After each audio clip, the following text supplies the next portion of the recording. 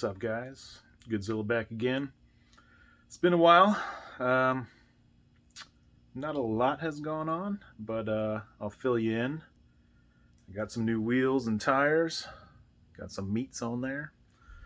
The plan is/was to get to the drag strip this season and run a 10. But I basically need a new clutch now. I'll throw a couple clips in here. I set up my two-step. If you follow me on Instagram or on Facebook, you've probably already seen a couple clips of my two-step setup. But alright, so this is the very first try of the two-step. Yeah, I hope everything stays together and all that.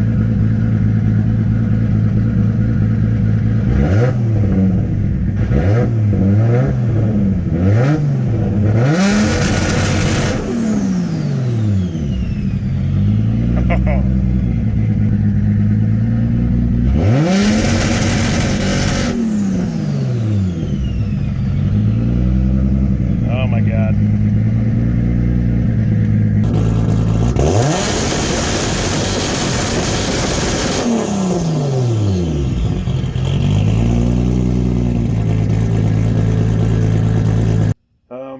I went out and it's actually snowing today, but yesterday it was 60 degrees outside, so Mother Nature.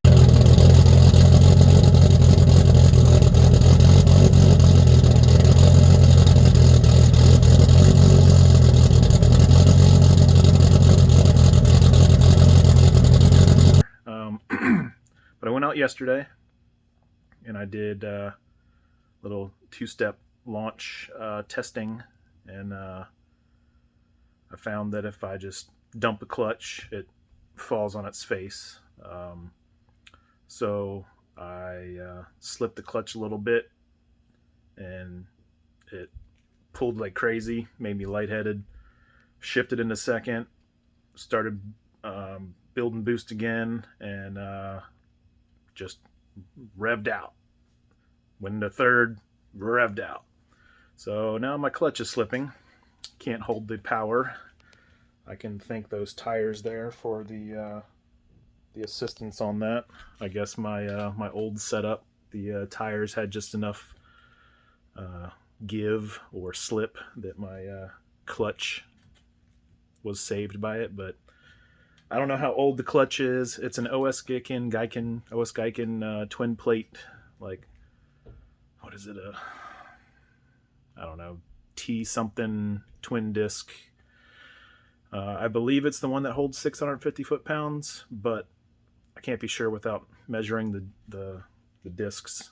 But it could be over 20 years old. I don't know. I mean, it doesn't have a whole lot of miles on it, but it's been used and abused. So anyway, it's slipping now.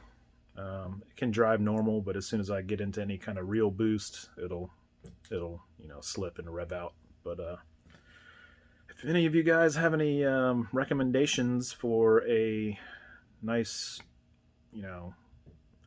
not too crazy feeling twin plate that'll hold, the power. I mean, it's only making over 600 horsepower, so the torque is even lower. It's like 5 something, but I want it to be able to hold whatever I throw at it, because right now my current predicament is my garage setup.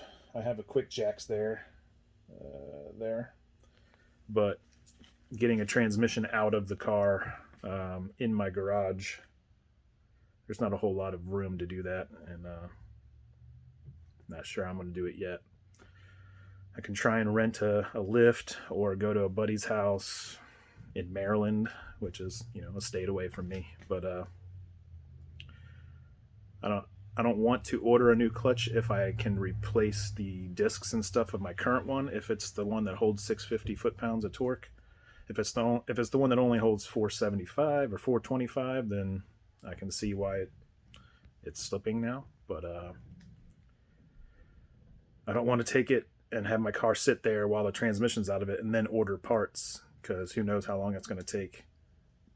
especially since those are discontinued, I believe.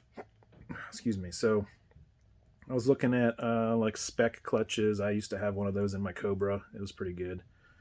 And then I was looking at Clutch Masters. I was looking at the Nismo, the, what is it, like copper something or another. But I'm not sure if those hold the power that I needed to. Basically, I'm looking for like a twin plate that'll hold my power, that's not gonna, make my left leg bigger than my right leg after working it out so much. So anyway, let's roll the little intro and we'll get into some other stuff.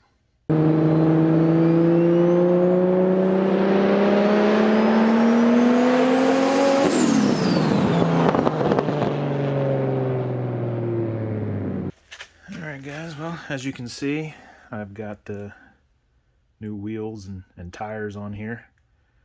I had to run a 3mm spacer back there to be able to clear my budget Brembos off the 350Z. And I had to raise my suspension up. I just, still can barely get about a finger and a half in there. It looks like a monster truck, but it was way too low, and it was rubbing on the fender liners and all that stuff, and in the rear. So anyway, these things definitely they hook up and go, that's for sure. I did extended lugs in the front just because I was running that little small spacer. I could probably got away with not doing the lugs, but I did it anyway. I bought some for the rear, even though I didn't use any spacers in the rear. Just haven't gotten to do those yet. But yeah, that's what I've been doing in the off season, I guess. I got the new wheels and tires. I'll be making a video. I'm not sure if I'll throw clips into this video about that whole setup, but the old ones are up here. So yeah, these are, street tires, street setup. Got a slight stretch to them. They handle good. These things are just chunky and beefy and ride like crap, but hey, you got to do what you got to do to put the power to the ground, you know what I mean? And, I've been messing with my boost control solenoid there, trying different settings. That's what I was doing yesterday when I was out testing the two-step. I was messing with the boost controller, and I think I got it pretty good. And then my catch can overflowed, so that's cool.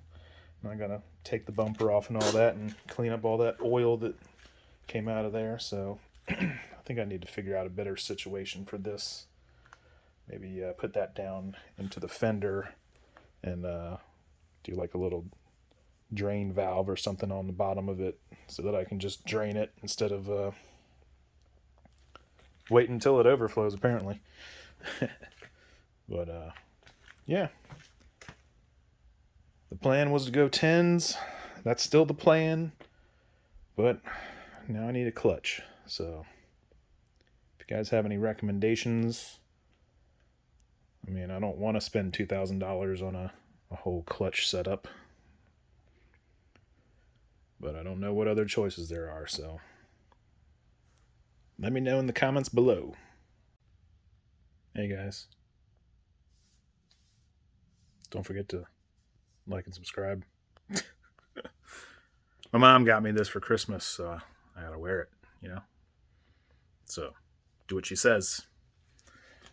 Anyway, I unfortunately don't have any video of when I was doing the launch because I wasn't planning to actually do the launch. I was out there messing with my boost controller, and then I was like, oh hey, there's no traffic out here. Let me try and do a little two-step launch.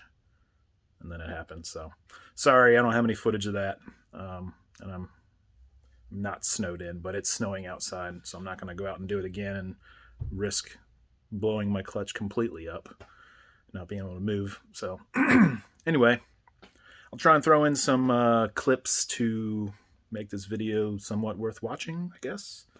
And I'll like I said, if you guys have any suggestions on clutches for, 650 horsepower and up for these cars that are streetable, I'd like to have a sprung disc so that it's not all that shock on the transmission, because these transmissions, they don't like it anyway. So anyway, yeah, I'll throw some clips in there, and I guess hopefully keep you guys updated, and probably just get onto my Instagram or Facebook, and then I put things in there a little bit more often, obviously, than YouTube. Got 3 young kids, all in sports, full-time job, blah blah blah. You know how it goes. So anyway, I guess that's it. Have a good one.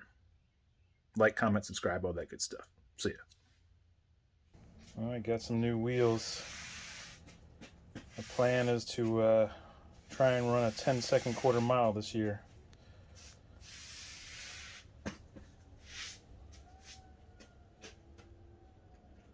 Here's the tires that I plan to run on it. The Mickey Thompson's 275 40 17s. The ET Street drag radials.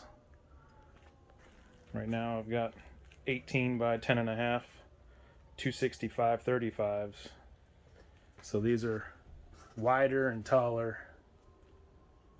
and hopefully I can get some good grip at the track. But I went with the Kansai KNP wheel in gunmetal gray. It's hard to see how concave it is from this camera, but I mean, it's got a pretty good lip on it.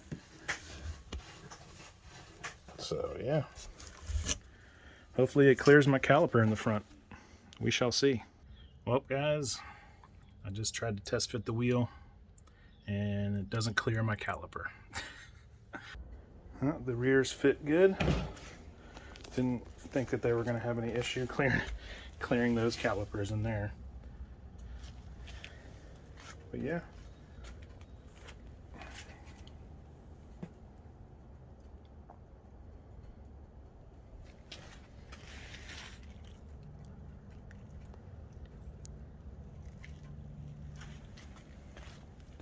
$17 by 9.5 plus 12. That's what these are.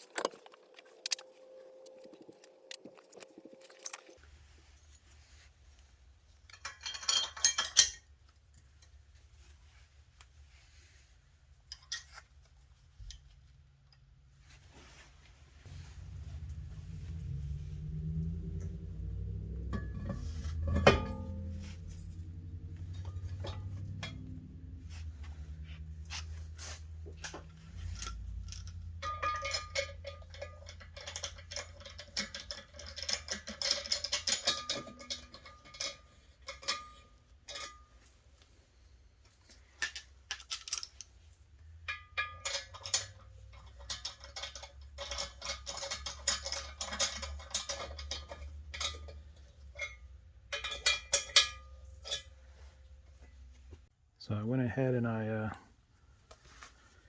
tightened down all the lug nuts just to make sure. So this is a 3mm spacer, and it's still rolling, clearing without scraping on anything. So I think I'm going to run the 3 just so I can, I don't know, try and save that some.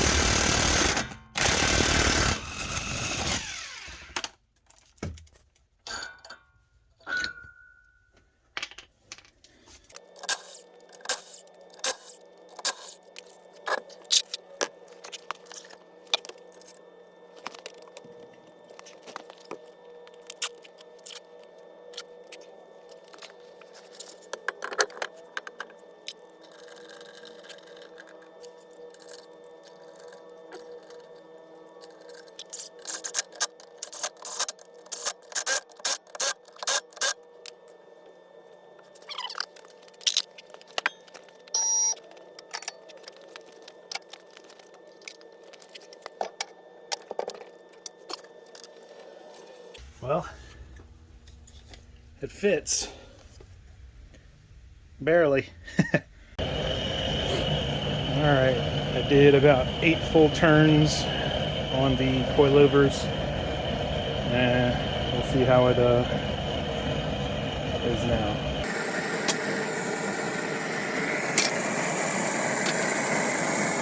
Yeah, that's pretty good. I think I like that.